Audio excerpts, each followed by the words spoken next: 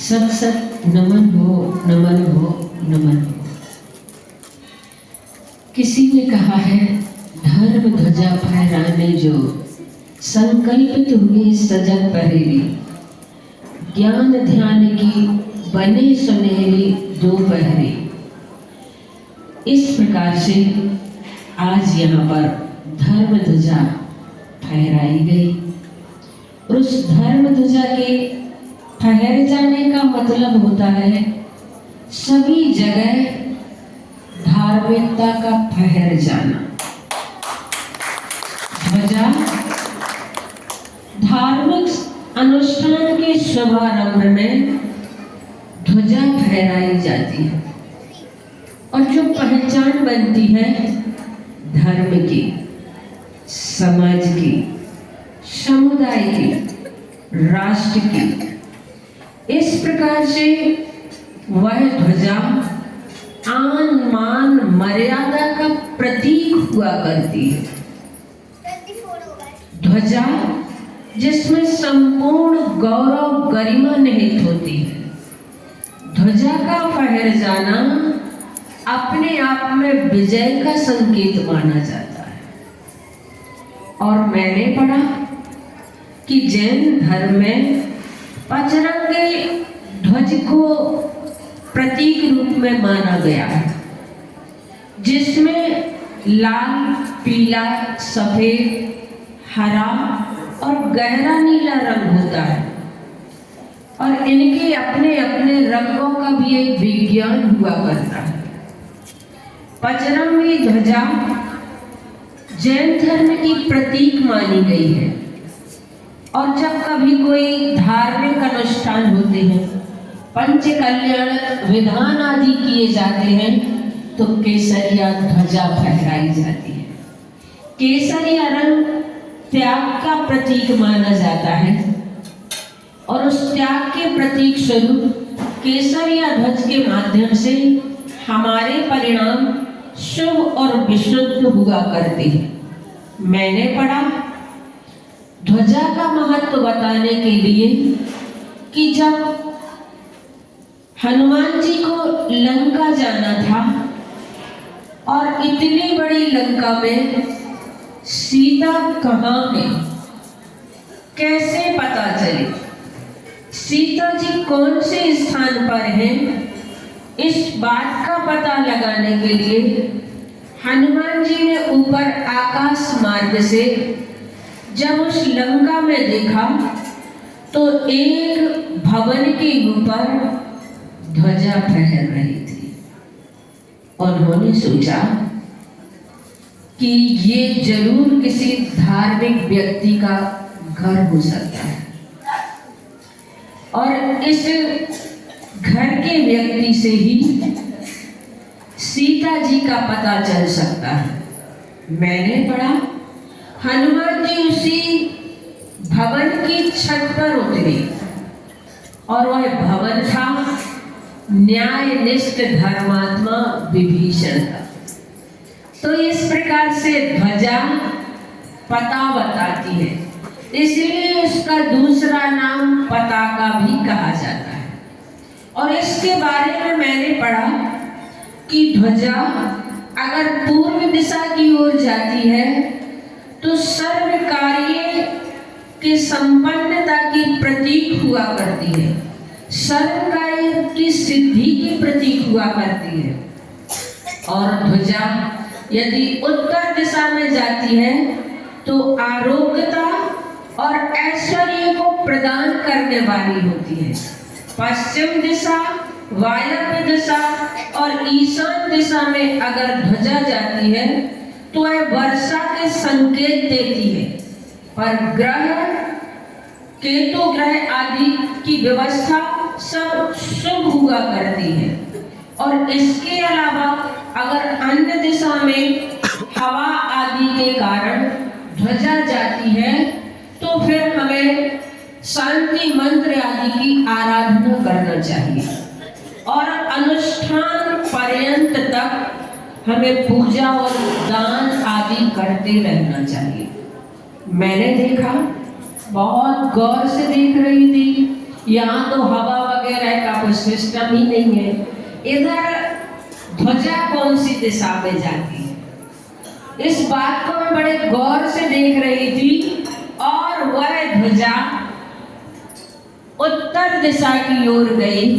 बहुत अच्छे से मैंने इसलिए देखा क्योंकि यहाँ पर हवा आदि का कुछ सिस्टम समझ में नहीं आ रहा था।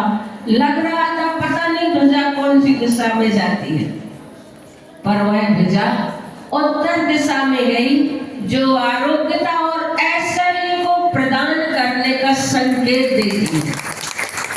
हमें बाहरी संकेत तो बहुत अच्छे मिले, अब हमें अपने अंदर के संकेत भी समझना है।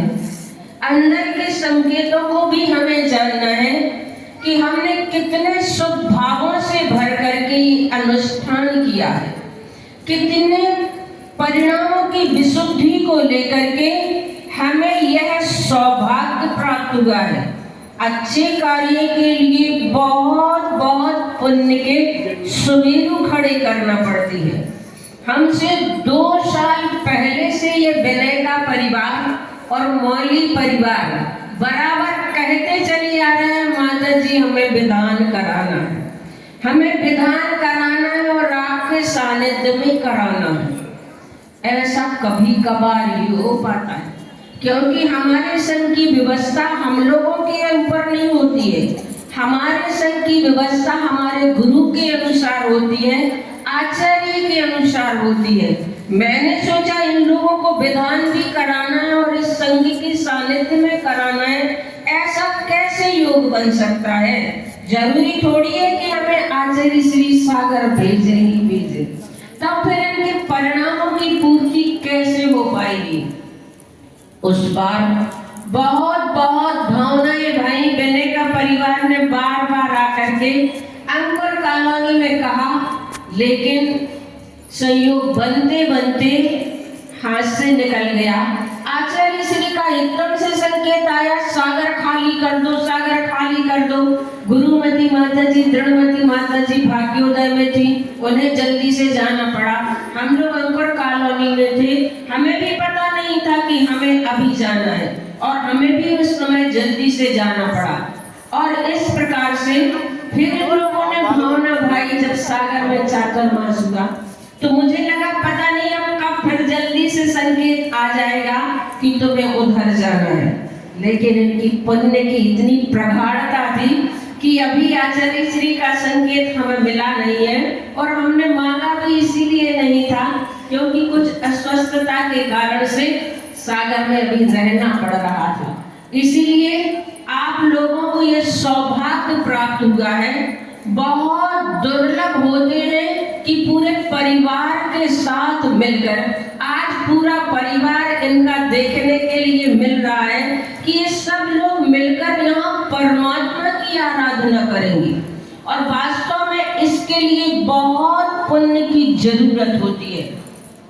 पाप कार्य में, शादी विवाह आदि में तो आप लोग सब इकट्ठे हो जाते हैं, लेकिन धार्मिक कार्य के लिए बहुत मुश्किल हो पाता है। इसलिए एक व्यक्ति अकेला साहस भी नहीं कर पाता है। हम अकेले कैसे विधान कर ले, हमें तो सबका सहयोग चाहिए। और मुझे बहुत खुशी है कि ये सारा परिवार इनका ऐसा दिखाई दे रहा है। इतने बड़े अनुष्ठान को सिद्ध चक्र महामंडल विधान साधारण विधान नहीं है, सामान्य विधान नहीं है, विधानों का राजा माना गया है, सबसे बड़ा विधान कहलाता है। इसलिए सिद्ध चक्र महामंडल विधान कहलाता है। और ऐसे विधान को करने की आप सभी लोगों ने भावना भाई है। और भावना भाई तो आपको इतने अच्छे निमित्त भी मिल गए कि भैया नमन भैया को संकेत किया और तुरंत नमन भैया ने कह दिया अभी हम खाली हैं, क्योंकि अधिकांश अष्टांगिका में परेशानी होती है भैया लोगों की, और भैया तुम्हारे लिए मिल गए। बहुत अच्छा विधान कराते हैं, आप लोग स्वयं अनुभव करेंगे। और संगीतकार भी आप लोगों को इतने अच्छे मिल गए कि आप लोग स्वयं उनकी स्वर लहरियों के साथ जब विधान को करेंगे तो आपके असंख्य गुणी पाप कर्म की निर्जरा होगी। पाप कर्म क्षय को प्राप्त होंगे। 5 प्रकार की पूजा होती है, नित्यमय पूजा और सर्वतोभद्र पूजा, कल्पद्रुम पूजा, अष्टानिक पूजा और इंद्रध्वज पूजा। इस प्रकार प्रतिदिन पूजा आप करते ही हैं, लेकिन सर्वतोभद्र पूजा जो की जाती है वह मुकुटधारी जो राजा महाराजा आदि होते हैं, मंडली राजा आदि जो कहलाते हैं मुकुटबद्ध राजा, वो सर्वतोभद्र पूजा कराते हैं। और कल्पद्रुम पूजा कराने के लिए चक्रवर्ती, षटखंडाधिपति चक्रवर्ती किमिच्छुक दान के साथ कल्पद्रुम पूजा कराता है। और अष्टानिक सिद्ध चक्र मंडल विधान जो होता है, जिसे अष्टानिक विधान भी कहते हैं, और प्राय करके अष्टानिक पर्व में ये किया जाता है। लेकिन कभी कभी समय की अनुकूलता नहीं होने के कारण हम फिर इसे आगे पीछे भी कर लेते हैं। और इंद्रध्वज विधान जो होता है देवेंद्रों के द्वारा किया जाता है। इस प्रकार आप सभी लोग बहुत ही शुद्धि और विशुद्धि के साथ अगर ये विधान करेंगे तो आप स्वयं अनुभव करेंगे कि ये विधान हमारे जीवन में कितना चमत्कारी और अतिशय को लेकर के पैदा हुआ है। क्योंकि सिद्ध चक्र महामंडल विधान में अनंत शक्तियां गर्भित होती हैं। जैसे हम विचारों की शुद्धि रखते हैं, भावों की शुद्धि रखते हैं, उसी प्रकार से द्रव्य की शुद्धि भी जरूरी होती है। द्रव्य की शुद्धि का मतलब होता है वस्त्र आदि की शुद्धि, और भी जो शुद्धियां यहाँ पर ध्यान में भैया जी आपको बताएंगे कि कौन कौन सी शुद्धियों का आपको ध्यान रखना है। इन सब विधि विधान के साथ अगर आप विधान करेंगे तो आप स्वयं अनुभव करेंगे कि वास्तव में ये सिद्ध चक्र मंडल विधान कई बार पंच कल्याणक जैसे हो जाया करते हैं। मैंने स्वयं इस प्रकार से देखा है कि लोग ऐसा अनुभव करते हैं जैसे हमने पंच कल्याणक कराए हो। ऐसा उस सिद्ध चक्र मंडल विधान की महिमा होती है। लेकिन विधि विधान के साथ आप सभी लोग इस विधान को करेंगे तो बहुत अच्छा आनंद आएगा। आप सभी लोग आनंद लेंगे। मुझे तो बहुत खुशी है कि आप लोगों की वर्षों की ये भावना आज पूरी होने जा रही है। और ऐसी भावना पूरी होने जा रही है। विनय का परिवार और मौली परिवार छोटा नहीं है। आप लोगों के शुभारंभ को देख करके मुझे लगा विनय का परिवार को तो संकल्प ले लेना चाहिए कि हम 9 विधान या 11 विधान सिद्ध चक्र विधान करवाएंगे ही करवाएंगे। इतना बड़ा ये परिवार है कि यहाँ बने नहीं रहे। हमारी स्टेज थोड़ी पीछे खिसकानी पड़ेगी तब आप सभी बन पाएंगे। तो इस परिवार को तो संकल्प ले लेना चाहिए विधानों का कि हम अपनी जिंदगी में इतने विधान कराएंगे। और वास्तव में सिद्ध चक्र महामंडल विधान हर व्यक्ति को अपनी जिंदगी में कराना चाहिए। सोनू भाई बता रहे थे माता जी हम लोग 10 भाई हैं, 11 भाई हैं, कितने पता नहीं कितने भाई हैं। तो हर भाई की तरफ से एक वर्ष में प्रति वर्ष और कौन से समय विधान कराना है, इन लोगों का संकल्प होना चाहिए। सब प्रकार की जब आप लोगों को संपन्नता प्राप्त है तो संपन्नता का सही उपयोग कर लेना चाहिए। समय हो रहा है नहीं, अभी पूजन भी होना है और भी हाँ। तो मुझे सिद्ध चक्र महामंडल के बारे में आप लोगों को बताना था कि ये सिद्ध चक्र महामंडल विधान एक बार प्रतिष्ठाचारी ने हमसे बताया था, जो बहुत बड़े प्रतिष्ठाचारी थे। और उन्होंने कहा था अगर हमारी जिंदगी में कभी कोई ऐसे पाप हो जाते हैं, हमारी जिंदगी में कभी कोई ऐसे अपराध हो जाते हैं जिन पाप और अपराध को हम तपस्या प्रायश्चित आदि के माध्यम से नहीं काट सकते।